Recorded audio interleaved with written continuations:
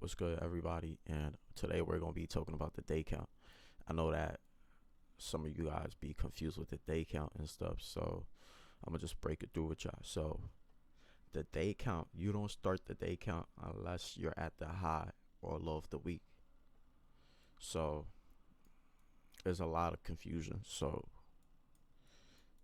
looking at Friday, right? This is Friday right here. Just type that in real quick.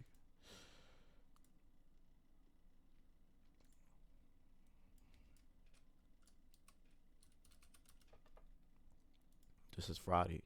So Friday forms a higher high, right? Like this right here.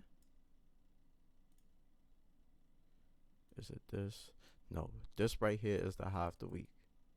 High of the previous week. Damn, my mouse acting up. All right, but this right here is the high of the previous week. Friday forms a high. So this, if Friday forms a high, right? Then this will be the high of the previous week. So even if price, the day count don't start unless you're at the high or the low of the week. So even if price comes up here, if price goes up here and it does a false break, then it will start your day count. And day count starts when there's a false break reversal or a failed breakout. So this was a false break. Took out Friday's high, this lower high right here, and it's formed out day count. So they win. This will be they win. So price doesn't necessarily have to like go and take out the extreme high of the week, but if it takes out Friday swing high or Friday swings low, then it will start the day count. So this is Monday. False break. Day one.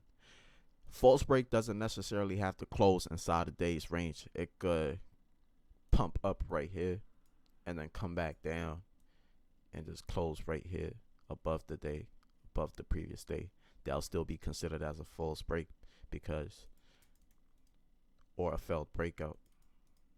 But there's a little difference between those two. We'll get to that later. So this is day one. This will now be day two.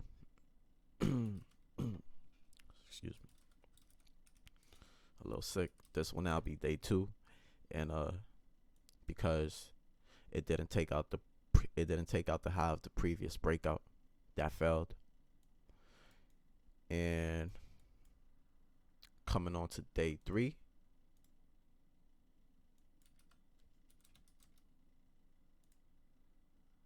So this is for the downside. Like, this is for the downside. You gotta understand. This is for the downside. And the downside and the upside there may be a difference with the count. So this is a failed breakout at the low. Low of Friday, we took out the low of Friday, took out the low of the week.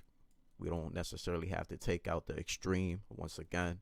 But if we take out the low of Friday, that'll start out day count. And this will now be day one for the upside. We already had day three for the downside. Day three, explosive move. This is for the downside. We get a failed breakout or a false break reversal on day one. Coming on to day two.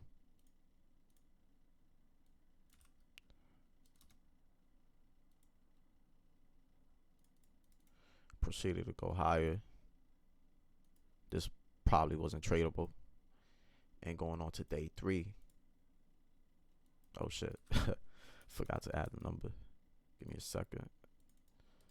Day two. And then on day three, we get the vertical move down. And first red day trade, and then it proceeded to go lower.